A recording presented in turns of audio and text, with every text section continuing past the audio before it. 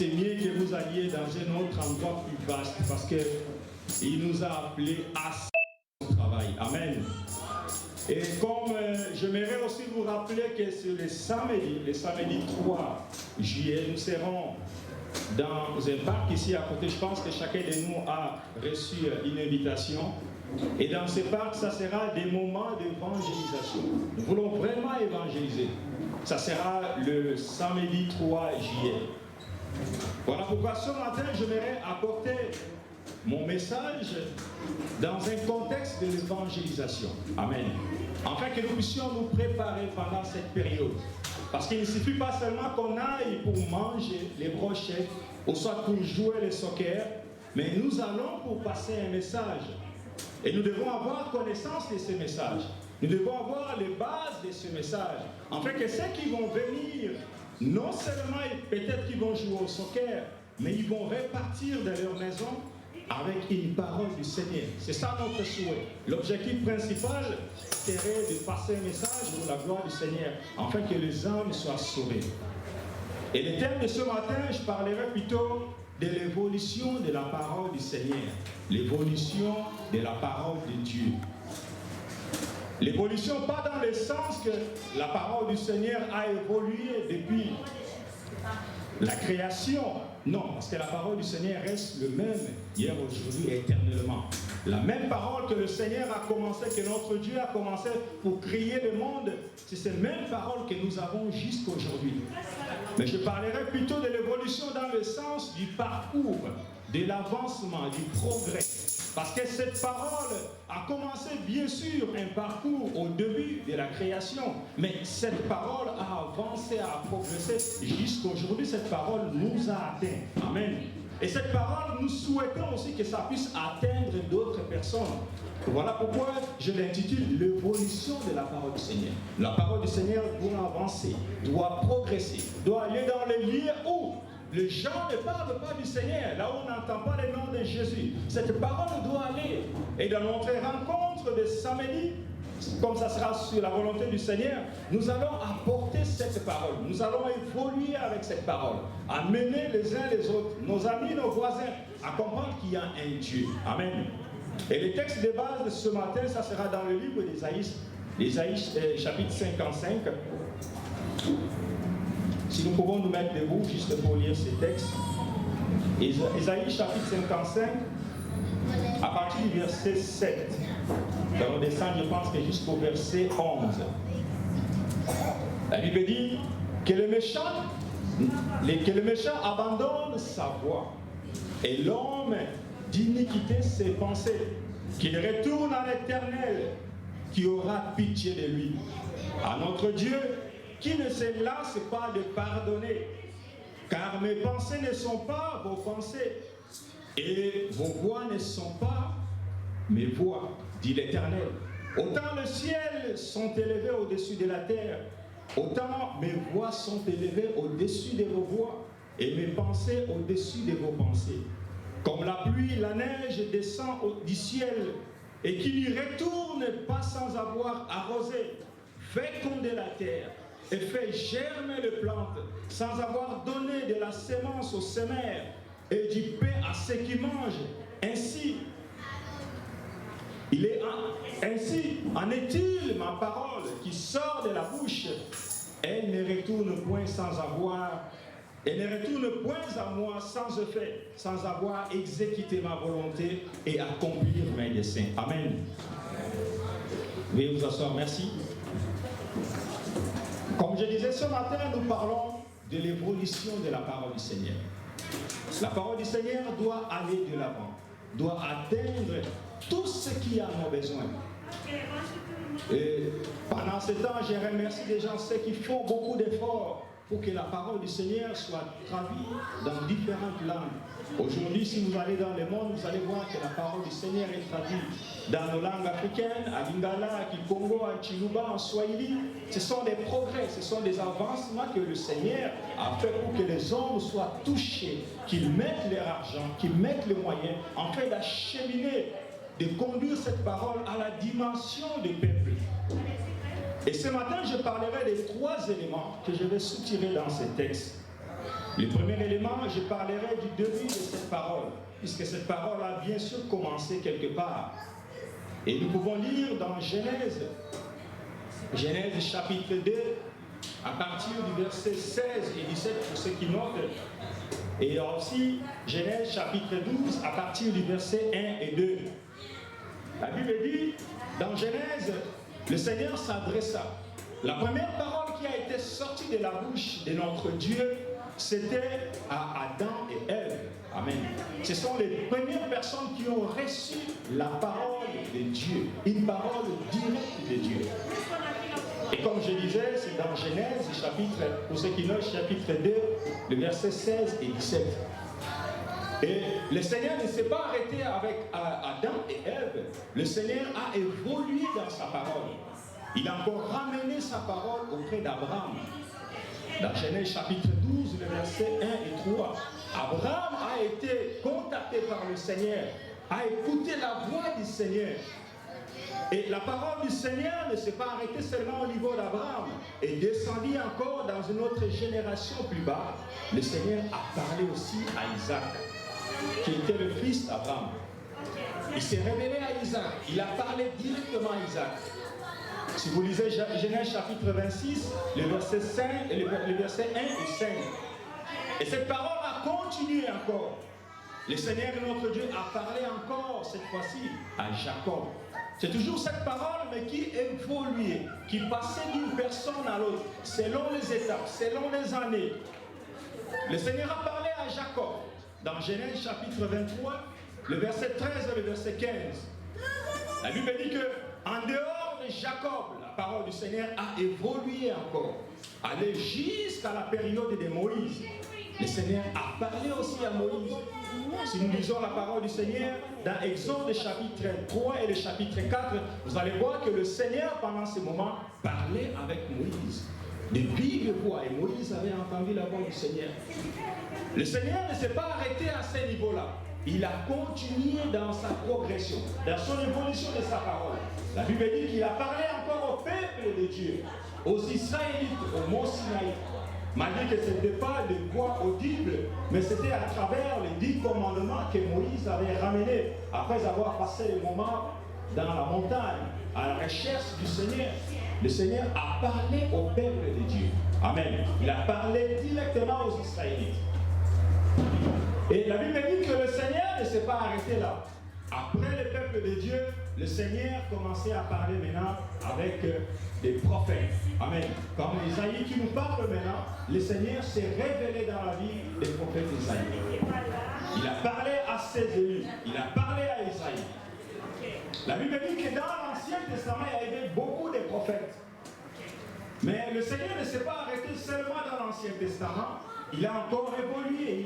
Il est allé même à parler avec des apôtres dans le Nouveau Testament.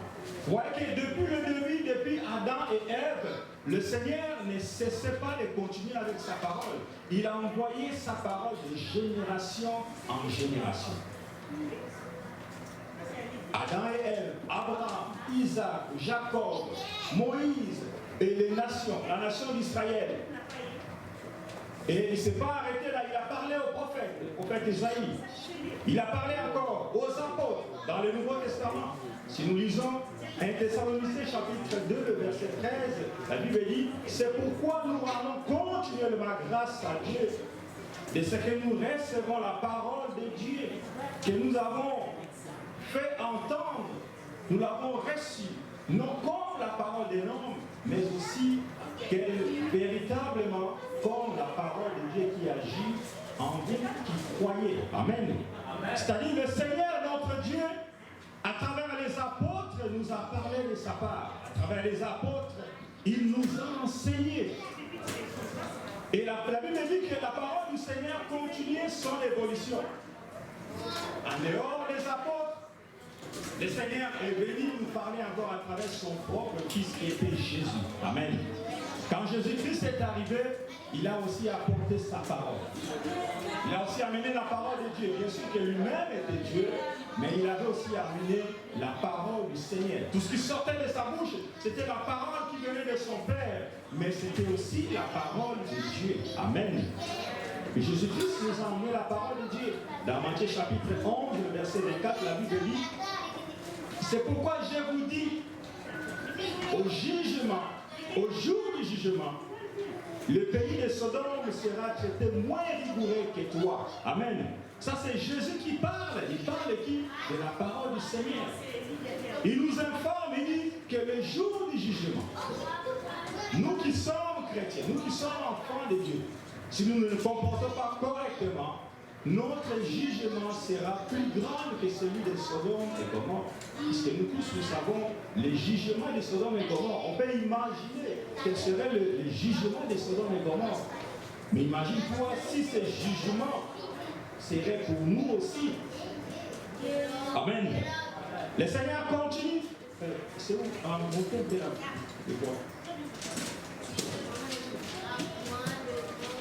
La Bible dit que dans Jean aussi chapitre 1, le verset 14, la Bible dit, la parole a été faite chair et elle est habitée parmi nous, pleine de grâce et de vérité.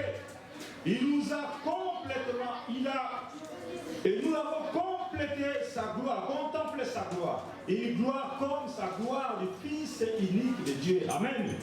C'est cette parole qui a habité en Jésus. Cette parole qui est venue parmi nous avait aussi son évolution. Je suis juste en train d'introduire. Et je parlais de l'évolution, c'est-à-dire du progrès, de l'avancement. Et là, en ce moment-là, nous ne sommes pas encore là, parce que ça fait 2000 ans que Jésus est là. Amen. Nous ne savions pas qu'un jour, nous pouvons aussi recevoir cette parole. Voilà pourquoi je parle des progrès de l'évolution. Et un jour, cette parole s'est retrouvée dans la bouche des prédicateurs. Amen. Qu'aujourd'hui, moi peut-être que j'ai été touché par une prédication d'un pasteur, d'un homme de Dieu, et que cette parole qui est sortie de la bouche de ce prédicateur n'était pas sa parole à lui, mais c'était la parole de Dieu. Et cette parole m'a touché, automatiquement je suis devenu enfant de Dieu par ma conversion, parce que je me suis donné à Jésus-Christ suite à la parole qu'un prédicateur avait prononcée. Amen. C'est ça l'évolution de la parole du Seigneur. La parole du Seigneur a quitté d'un point jusqu'au point où toi tu avais reçu cette parole et que tu as accepté de marcher avec le Seigneur. La Bible dit dans 1 Pierre chapitre 1 le verset 25, 1 Pierre chapitre 1 le verset 25, mais la parole du Seigneur demeure éternellement. Et cette parole est celle qui vous a été annoncée par l'évangile. Amen. C'est cette parole qui a commencé avec Adam et Ève, Abraham, Isaac, Jacob, Moïse et le peuple d'Israël. Cette parole qui a passé à travers les prophètes, cette parole qui a passé à travers les apôtres, cette parole qui a passé à travers le peuple de Dieu et cette parole qui est passée à travers les hommes de Dieu. Et cette parole aujourd'hui, moi je me mets de vous parler de cette part, de la part du Seigneur, de la même parole. C'est-à-dire que cette parole a passé de génération en génération. Amen. Et pour notre mission, pour l'évangile, nous n'allons pas dire que nous allons garder cette parole dans notre génération. Nous devons aussi avancer avec cette parole. Voilà pourquoi nous parlons de l'évangélisation. Voilà pourquoi nous parlons de ces programmes de samedi, afin que nous qui avons cette parole, que nous puissions aussi la communiquer aux autres personnes. Amen. C'est ça l'objectif. Cette parole doit avancer. Avancer jusqu'à toucher ceux qui viendront après nous et après nous jusqu'au retour du Seigneur. Amen. Et pourquoi cette parole? Pourquoi cette parole a si avancé facilement? Et là-dessus, nous voyons un peu qu'est-ce qui ressort dans la parole du Seigneur. Et la parole du Seigneur, c'est lui-même, c'est le Dieu lui-même qui représente sa parole. Si vous regardez cette parole qui a commencé à travers, comment dirais-je, Adam et Ève, et cette parole qui se manifeste aujourd'hui dans nos vies, je pense que chacun de nous peut dire que Dieu a fait de grandes choses dans sa vie. Il ne parle pas de ce que Dieu a fait seulement dans la vie d'Adam et Ève, d'Abraham, d'Isaac et Jacob, mais Dieu aussi a fait des choses dans ta vie. Amen. Dieu a fait de grandes choses dans ta vie et tu peux dire aujourd'hui que non, Dieu habite en moi. Tu peux dire que Dieu est lui-même sa parole. Ce que j'entends aujourd'hui, c'est la parole du Seigneur. Amen. Voilà pourquoi j'aimerais définir ce matin que la parole de Dieu est dynamique et la parole du Seigneur est puissante. Amen.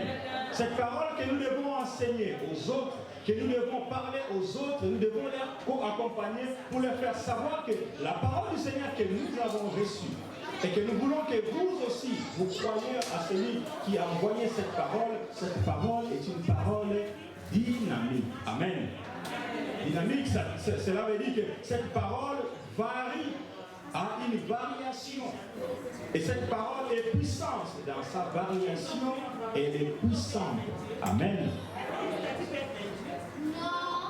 Dans Hébreux chapitre 4, le verset 12, nous allons lire ce texte. Hébreux 4, chapitre 12, la Bible dit, car la parole de Dieu est vivante et efficace, plus tranchante qu'il ne fait quelconque à deux tranchants, pénétrant jusqu'à partager l'âme et l'esprit, jointure et moelle. Elle juge les sentiments et les pensées du cœur. Amen. Frères et sœurs, quand tu seras face à quelqu'un qui ne connaît pas la parole du Seigneur, dis-lui que la parole du Seigneur, que c'est Dieu lui-même. Quand moi je te parle de la part du Seigneur, ne pense pas parce que nous sommes amis, nous sommes collègues du travail. Non, je t'apporte la parole du Seigneur qui est Dieu. En ce moment où je parle avec toi, c'est Dieu qui utilise simplement ma voix pour s'adresser à toi. Amen. Et quand tu acceptes le Seigneur, si tu es arrivé à accepter le Seigneur, tu vas voir que beaucoup de choses vont changer dans ta vie. Parce que la puissance de Dieu qui va descendre à travers l'acceptation que tu auras face à moi, va permettre à ce que beaucoup de choses changent dans ta vie. Amen. Et notre élément dans la parole du Seigneur est que la parole du Seigneur accomplit de grandes choses dans ta vie. Amen. Dis à ton voisin, dis à ton collègue, dis à celui qui ne connaît pas le Seigneur, dis-lui que la parole du Seigneur accomplit de grandes choses dans notre vie. Si à des fois nous attendons à voir des grandes choses s'accomplir dans notre vie, le Seigneur est capable d'accomplir les grandes choses dans notre vie. Amen. Au début, la Bible dit que c'est la parole du Seigneur qui avait créé le monde. C'est-à-dire que tout le monde, tout ce que nous voyons aujourd'hui, les arbres, les eaux, les océans, a été créé grâce à la parole du Seigneur. C'est-à-dire que cette même parole qui n'a jamais changé, qui reste le même, est capable d'amener des grandes choses dans ta vie. À celui qui est hésitant, informe-lui clairement que la parole du Seigneur peut changer ta vie, peut changer la situation dans ta vie, peut amener quelque chose qui n'existait pas. Et la chose existe dans ta vie. Si tu avais un problème particulier ou un emploi, à travers la parole du Seigneur, tu es capable d'obtenir un emploi dans le nom de Jésus. Si tu avais un problème de mariage, tu voulais avoir un mari, ou soit tu veux avoir une épouse, Dieu est capable, à travers la parole du Seigneur, de te donner cette possibilité. Si tu as d'autres difficultés dans la vie qu'on peut avoir, la souffrance, la maladie, la Bible dit que la parole du Seigneur est capable d'accomplir les grandes choses dans ta vie. Amen. Si nous lisons dans le Nouveau Testament, nous voyons beaucoup de miracles que le Seigneur a accompli simplement grâce à la parole du Seigneur. Il y a l'apôtre Pierre et Jean qui avaient redonné la vie, redonné la santé à celui qui s'assied tout le temps devant la porte de l'église et attend qu'on puisse lui donner de l'argent. Il a été délivré. Si nous voyons le Seigneur Jésus-Christ lui-même, quand il a vu le fou de Gadara, et quand il est arrivé face au fou de Gadara, la Bible dit que lui-même qui représentait Dieu, et lui-même qui représentait la parole, et quand le fou de Gadara a vu Jésus, toutes les mauvaises choses qui étaient dans sa vie commençaient à demander à sortir simplement dans sa vie. Seigneur, si tu permettais que nous puissions sortir de la vie de cet homme, du corps de cet homme, c'est ce que la parole du Seigneur est capable de faire, accomplir de grandes choses dans notre vie. Et si nous lisons dans Ésaïe chapitre 55, le verset 11, la partie que nous avons lue, et c'est là où la Bible dit, ainsi ainsi en est-il de ma parole qui sort de ma bouche, elle ne retourne point à moi sans avoir exécuté la volonté et accompli mes desseins. C'est ce que le Seigneur nous dit, que cette parole qui sort de la bouche de son serviteur, la bouche des prédicateurs, cette parole qui sort de la bouche du Seigneur ne peut pas retourner au Seigneur sans avoir accompli le plan merveilleux de Dieu. Amen. C'est-à-dire que si nous écoutons la parole du Seigneur, si nous acceptons cette parole, et la parole du Seigneur peut faire beaucoup de choses dans notre vie. Un autre élément de la parole du Seigneur, c'est la parole créatrice. La parole du Seigneur crée, amène les choses qui ne sont pas en existence à l'existence. Si nous croyons réellement la parole du Seigneur, la Bible dit dans Genèse chapitre 3, Genèse chapitre 1, le verset 3, Dieu dit que la lumière soit et la lumière fut. C'est simplement grâce à la parole du Seigneur. En sortant cette parole de sa bouche, automatiquement les choses ont vu le jour. Amen. Beaucoup de gens se demandent aujourd'hui, qu'est-ce que je peux faire pour changer ma vie, pour changer telle situation de ma vie. Mon frère, je te demande de te connecter, d'être en présence du Seigneur, d'aimer la parole du Seigneur. Tu verras beaucoup de choses vont changer dans ta vie. Et c'est le message que je te donne pour donner à ceux dont tu vas rencontrer pour leur prêcher la parole du Seigneur. Un autre élément pour la parole du Seigneur, la parole du Seigneur a le pouvoir de communiquer la vie. Amen.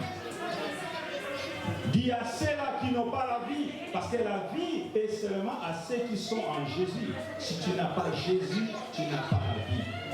On peut te voir marcher, on peut te voir manger, faire tout ce que tu peux faire, mais si tu n'as pas Jésus, tu n'as pas la vie. Amen. Et à ceux-là que nous allons rencontrer, dites-leur, si mon frère, ma soeur, si tu n'as pas Jésus, tu n'as pas la vie. Et voilà pourquoi je t'invite à adhérer, à marcher avec nous, à venir. Il y a un endroit ici, la rue Aymon, après numéro 11015. Il y a une assemblée de Dieu, Parole de Vie Montréal. Tu vas recevoir ta communion avec le Seigneur. Tu marcheras avec le Seigneur. Et tu verras que la vie de Jésus rentrera en toi. Amen.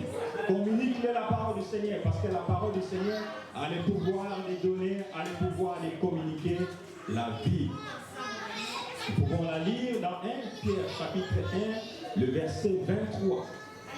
La Bible dit dans 1 Pierre chapitre 1, le verset 23. Puisque vous avez été générés, régénérés, non par une semence corruptible, mais par une semence incorruptible, par la volonté vivante et permanente de Dieu. Car toute chair est comme herbe, et toute sa gloire comme de la fleur. L'herbe sèche et les fleurs tombent.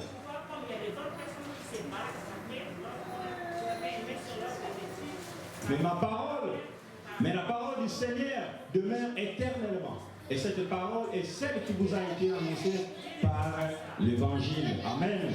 C'est cette parole que nous devons avoir parmi nous. Nous devons inciter nos bien-aimés à écouter la parole du Seigneur, à revenir dans le Seigneur.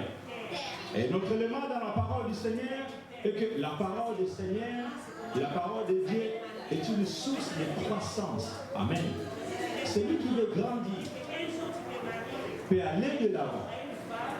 La parole du Seigneur est une source de grâce et de puissance. La parole du Seigneur est une source de révélation. La parole du Seigneur nous garantit la foi. Celui qui veut grandir, aller de l'avant, doit marcher avec la parole du Seigneur. Celui qui veut vivre la grâce du Seigneur dans sa vie, il doit plonger sa vie, son cœur dans la parole du Seigneur. Celui qui veut voir les révélations du Seigneur s'accomplir dans sa vie, cette personne doit vivre la parole du Seigneur tous les jours. Prendre le temps de méditation, écouter le Seigneur en profondeur. Prendre le temps de jeûne et prière. Prendre le temps de communion fraternelle avec les autres dans l'assemblée. Prendre le temps de venir dans les programmes de la semaine. Prendre le temps de vivre l'harmonie avec les familles dans nos programmes le lundi. et le mercredi dans le prière ensemble. C'est comme ça que nous pouvons vivre et grandir dans la maison du Seigneur. C'est comme ça que nous pouvons voir la grâce du Seigneur dans notre vie. Il ne nous est pas demandé peut-être de venir une fois par mois dans la présence du Seigneur.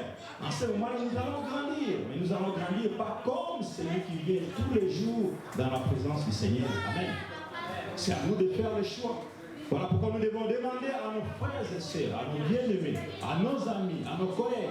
Frère, tu vas grandir dans la parole du Seigneur. Il faut que tu grandisses. Comme les bébés ont besoin de la nourriture spirituelle, de la nourriture physique, du lait, pour grandir, nous aussi en tant qu'enfants de Dieu, nous avons besoin de la parole du Seigneur pour grandir et voir la main de Dieu dans notre vie. Amen. La Bible dit que la parole du Seigneur est une paix pour Dieu qui nous donne la possibilité de combattre l'ennemi, de combattre Satan. C'est cette parole. Tu te retrouves avec un ami, un collègue, ou une personne que tu vois que sa vie est beaucoup menacée. Tu vois que sa vie est touchée de temps en temps. Je me rappelle de l'autre côté, quand je priais, on priait ensemble de l'autre côté sur Rouen.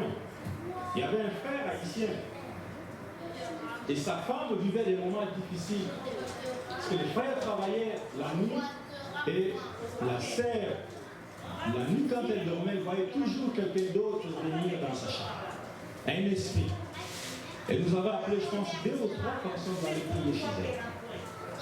Mais quand nous vivons dans la parole du Seigneur, quand nous vivons dans la présence du Seigneur, ces choses ne peuvent pas arriver dans notre vie. Nous avons prié chez la sœur, on a prié plusieurs fois. Et jusqu'à ce que la sœur est sortie de ses esprits. Et son mari avait même demandé de quitter son emploi de nuit pour dormir ensemble avec sa femme la nuit. Enfin, de permettre à ce que sa présence aussi puisse participer dans la recherche des solutions de cette femme. On les a demandé de changer la maison, ils ont changé d'habitation. Et aujourd'hui, cette femme est libre. Amen. Et la parole du Seigneur nous donne des capacités de changer les situations, de combattre l'ennemi. Tu peux aller chercher tout ce que tu peux aller chercher, voir les gens à gauche, à droite, les mamans qui font des ceci, des petites églises, ceci. Mais sans la parole du Seigneur, tu ne seras pas capable de combattre l'ennemi. Parce que tout ce qu'on peut aller chercher ailleurs appartient à Satan. Donc on va seulement aller se donner entre les mains de Satan. Amen. Il n'y a pas d'échange, c'est-à-dire il n'y a pas de communion entre la lumière et les ténèbres. Il n'y a pas de juste milieu. Quand on quitte les ténèbres, on va dans la lumière. Quand on quitte la lumière, on vient dans les ténèbres. Amen. La Bible dit que Jésus-Christ lui-même, en tant qu'enfant de Dieu, il a été tenté au désert par les diables. Mais ce qu'il a fait sortir de cette situation, c'était la parole qu'il avait. Malgré que lui-même, il était Dieu, mais il avait aussi cette parole en lui. Il a dit à Satan, il a chassé Satan, il a détourné le plan de Satan à travers la parole qu'il avait en lui-même. Amen. La parole du Seigneur est aussi une lampe sous nos pieds. La Bible dit que quand nous marchons, quand nous vivons correctement avec la parole du Seigneur, le Seigneur nous protège parce que nous regardons en avance là où nous sommes en train de poser nos pieds. Amen. La Bible dit dans Psaume chapitre 19, le verset 105, ta parole est une lampe à mes pieds et à la lumière sur mes chantiers. Frères et sœurs, quand tu marches dans le Seigneur, quand la parole du Seigneur demeure en toi, tu ne poseras pas ton pied n'importe où, tu ne marcheras pas n'importe où. Quand tu prendras l'initiative d'aller, si c'est un mauvais endroit, le Seigneur va éviter que tu arrives à ce niveau-là. Amen. Parce que la parole du Seigneur va t'éclairer. Là où il y avait les ténèbres dans ta vie, ou soit dans le parcours que tu veux prendre, dans cet engagement que tu veux prendre, si la parole du Seigneur demeure en toi, et cet endroit sera éclairé, tu verras tout ce qui est caché derrière l'engagement qui est en train de prendre. Tout simplement parce que la parole du Seigneur en toi est un élément important. Parce que la parole du Seigneur, c'est Christ et aussi c'est le Saint-Esprit. qui vit en nous. Un autre élément de la parole du Seigneur, c'est comme un miroir. Je pense que chacun de nous, ce matin avant d'arriver en ces lieux, tu t'es observé à travers le miroir, tu as regardé ce que tu es. Frères et sœurs, je te conseillerais de temps en temps, il faut regarder le miroir. Parce que quand tu regardes le miroir, tu ne seras pas surpris en cours de route. On te dira, mais tu as quelque chose sur la tête. Tu as quelque chose à l'oreille. Pourquoi on va te le dire? Pourquoi tu seras surpris? C'est parce que tu n'as pas eu le temps de regarder ce que tu es. Et la seule façon de regarder ce que tu es, c'est à travers les paroles du Seigneur. Quand tu es en communion avec la parole du Seigneur, le Seigneur te fait voir ce que tu es. Il te montre même tes points cachés. Pour que quand tu vas sortir, on ne te dira pas que toi tu as un mauvais comportement. Tu seras surpris. Oh, effectivement, j'ai un mauvais comportement. C'est simplement parce que tu n'observes pas la parole du Seigneur. Mais si tu prends le temps d'observer la parole du Seigneur, tu sauras que tu as un mauvais comportement et tu vas changer. De la même manière que tu verras quelque chose sur ta tête quand tu es face à un miroir, de la même manière que tu vas l'enlever, tu es aussi capable d'enlever le mauvais comportement qui est en toi quand tu observes la parole du Seigneur. Quelqu'un qui n'écoute pas la parole du Seigneur, quelqu'un qui ne vit pas selon les principes de la parole du Seigneur, toute sa vie, il n'y aura que des surprises. Il sera que surpris tout le temps. Ah, pourquoi j'ai pris cette initiative? Pourquoi j'ai marché? Pourquoi je suis allé sur cette direction? C'est simplement parce que tu n'as pas eu le temps de t'observer à travers la parole du Seigneur. Pourquoi tout ceci m'arrive? C'est simplement parce que tu ne prends pas le temps d'observer la parole du Seigneur. Dites assez que tu vas rencontrer le mercredi, plutôt le 3 juillet. Si vous voyez quelque chose qu'il vous approche, qu'il vous relate quelque chose de sa vie, dis-lui mon frère, si tu prends la parole du Seigneur, tu marches avec la parole du Seigneur, je suis sûr que ce que tu feras dans la vie sera quelque chose de réel. Et tu ne verras pas l'ennemi, tu ne verras pas les échecs devant toi. Parce que la parole du Seigneur va te revenir en avance. Il dira non, ne va pas à cette route-là.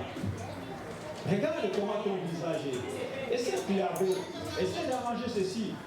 Ta chemise là, elle est mal placée. Il y a des boutons qui ne sont pas fermés. C'est la parole du Seigneur qui nous enseigne toutes ces choses. Amen. La Bible dit dans Jacques chapitre, pour ceux qui n'ont, dans Jacques chapitre 1, le verset 23, la Bible dit, car si quelqu'un écoute la parole et ne le met pas en pratique, il est semblable à un homme qui regarde dans le miroir son visage naturel et qui, après être regardé, s'en va et oublie aussitôt qu'elle était.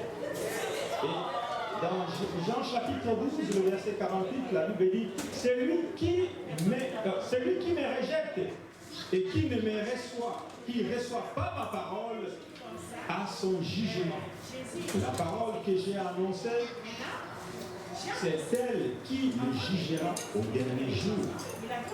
Et dans Corinthiens chapitre 1 Corinthiens chapitre 2, verset 13, la Bible dit, et nous en parlons avec un discours qu'enseigne la sagesse humaine, mais qu'enseigne l'esprit, employant un langage spirituel pour des choses spirituelles. Quand nous parlons de la parole du Seigneur, quand nous parlons, nous enseignons, nous amenons la parole du Seigneur aux uns aux autres, cela ne veut pas dire que cette parole amène à nous une vie au-delà, spirituelle, c'est-à-dire plus grand que tous les autres. Non. Quand on vient dans la présence du Seigneur, quand on annonce la parole du Seigneur, on annonce la parole du Seigneur avec le soutien du Seigneur, mais avec apaisement, avec l'œuvre du Saint-Esprit. Quand vous serez face à quelqu'un qui ne connaît pas la parole du Seigneur, ne pensez pas que c'est vous qui serez capable de lui transmettre la volonté du Seigneur à travers sa parole. Non. Dis seulement ce qu'il te faut et le Seigneur fera le reste. Amen.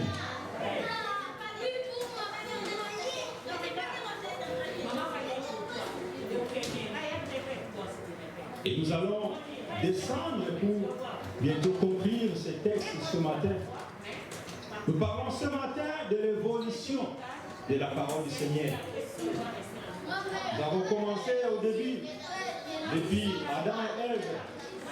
Nous sommes descendus à Abraham. Cette parole continue à évoluer.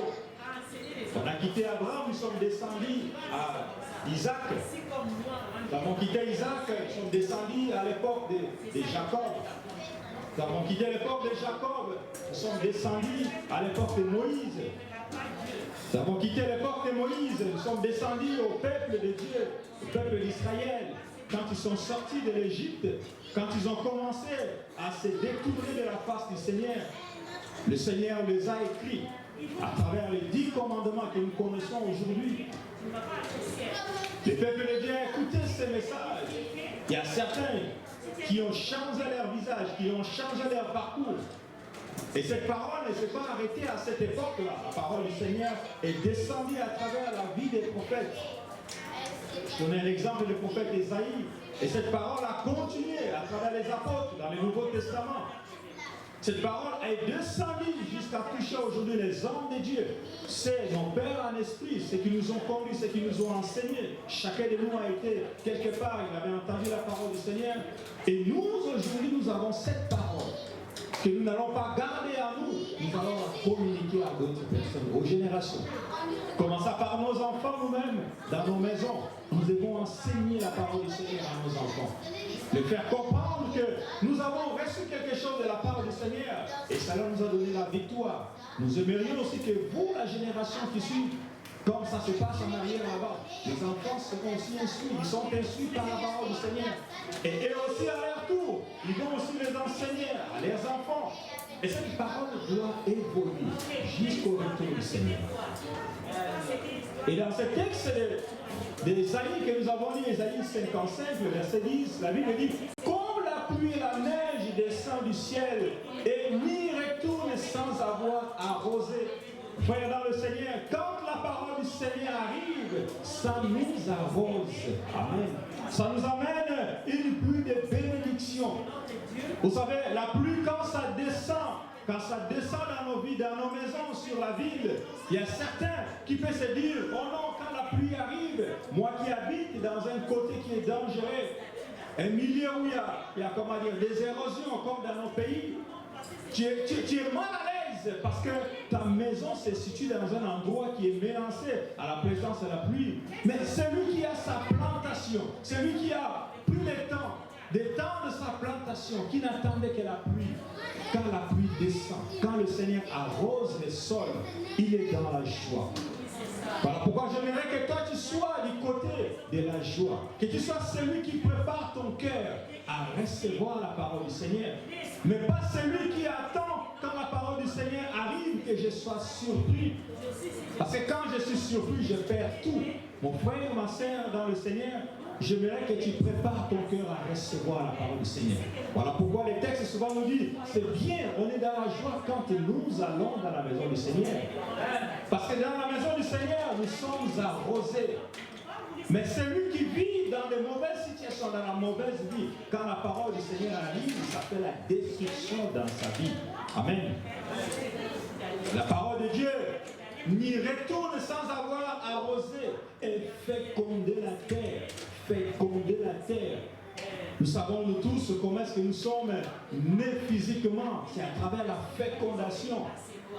La Bible dit que cette parole du Seigneur, quand ça vient parmi nous, ça féconde, ça crée quelque chose qui n'existait pas. C'est ce que nous voulons avoir parmi nous. Que cette parole, que la parole du Seigneur puisse féconder en nous. Là où il y avait la stérilité, que la parole du Seigneur amène la fécondation. Pour mes affaires ne marchent pas. Retourne à la parole du Seigneur. Je ne vois pas tel projet avancer dans ma vie. C'est la parole du Seigneur.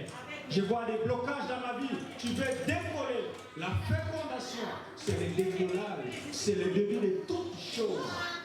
C'est à travers la parole du Seigneur qu'on peut vivre ces moments merveilleux. La Bible dit que tu ne peux pas retourner sans arroser, féconder et faire germer. Germer, c'est faire passer d'étape de niveau à niveau, les progrès. Vous savez tous, nous avons à l'époque des petites plantations. Quand tu avais mis un grain quelque part, tu entends que ces grains puissent mourir et commencer à donner. Quand tu vois une petite partie verte sortir de la terre, tu te dis, ah, ça commence à germer. Et la parole du Seigneur est capable de germer, de commencer quelque chose dans ta vie. Tout, même que ce soit tout petit, la parole du Seigneur est capable de commencer ce pays. Tu te dis, moi tel que je suis là, il n'y a que ça dans ma vie. Je suis limité par rapport à ça, par rapport à ceci. Mais la parole du Seigneur, je te dis ce matin, est capable de germer une plante, de progresser, d'amener la plante, de la soutenir. Et la Bible continue de dire que sans avoir donné de la sémence au semeur, oh Seigneur, cette parole qui donne de la sémence au semeur, c'est-à-dire qu'en dehors de ta plantation, en dehors de la récolte, c'est-à-dire du temps que tu as passé pour préparer le sol, pour arroser tes plantations, et quand tu auras du fruit à la fin, quand tu vas récolter, la parole de Dieu dit que non, il y aura de la providence, parce que la sémence, nous le trouvons à travers ce que nous avons semé, à travers l'arbre. Si tu avais planté, tu avais semé le maïs et que les maïs sont poussés pour la prochaine saison, pour avoir la sémence des prochaines saisons, tu vas l'obtenir dans les sémences des saisons que tu as actuellement. Si tu avais 10 arbres, tu vas dire que non, sur les 10 arbres qui ont planté, je vais garder un arbre pour récupérer les grains pour la saison future. C'est-à-dire que la parole du Seigneur est capable de nous donner une provision à long terme. Tu veux gagner aujourd'hui, tu avances aujourd'hui, tu fais les grandes choses aujourd'hui, mais il y a de la providence pour les jours à venir. C'est ce que la parole du Seigneur est capable de faire. Et la parole du Seigneur, et là c'est encore un autre élément important, il donne du pain à celui qui mange. La Bible ne dit pas qu'à celui qui a faim, celui qui manque, mon frère, dans le Seigneur. La parole du Seigneur donne du pain à celui qui mange. Là, je t'encourage, mon frère, à faire quelque chose. La Bible dit qu'il y avait un homme qui avait de l'argent. Il y avait 3 de ses serviteurs. Il les a laissés de l'argent quand il est parti. À son retour, le premier dira, oh, voilà, mec, j'avais 10, j'ai travaillé, voilà, j'ai obtenu les 10 autres. Et le deuxième a dit, voilà, j'avais obtenu 5, j'ai travaillé, j'ai obtenu les 5 autres. Et le dernier avait 1, il a dit, je n'ai pas travaillé, je suis allé cacher ton argent. La Bible dit qu'on donnera à celui qui a. À celui qui n'a pas, on va même récupérer. Voilà pourquoi je te demande, mon frère, ma sœur, il faut que tu sois dans la position de celui qui mange. Amen.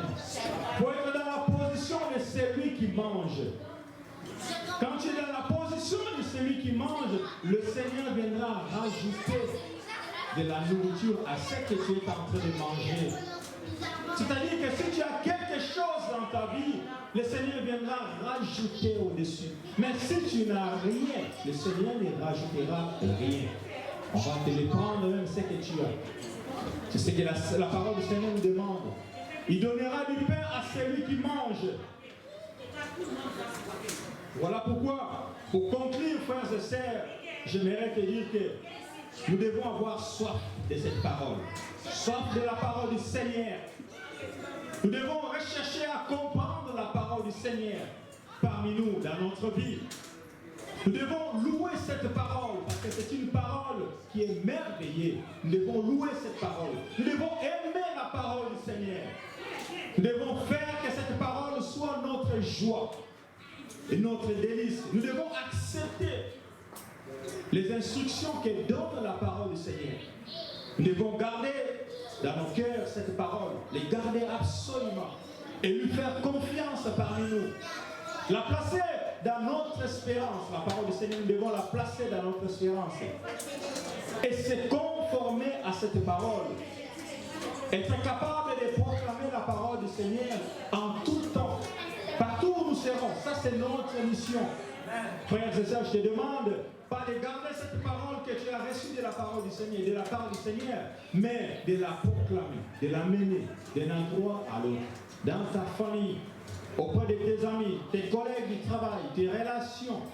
Amène cette parole. Bénis les autres à travers la parole du Seigneur. Bénis ton environnement à la parole du Seigneur. Bénis ta famille à travers la parole du Seigneur. Bénis tes amis, que ce soit le frère de l'Église, à travers la parole du Seigneur. Nous devons la garder à nous. Nous devons faire que cette parole ne puisse pas rester dans notre génération, mais que cette parole puisse aller dans les générations futures, jusqu'au retour du Seigneur. Amen. Et c'était ça mon message de ce matin. Que le Seigneur soit béni.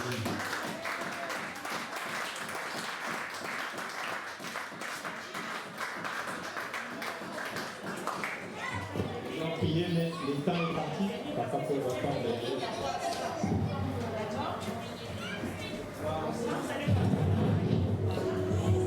Alléluia. Est-ce qu'elle peut pouvoir clamer le Seigneur pour gloire à Dieu?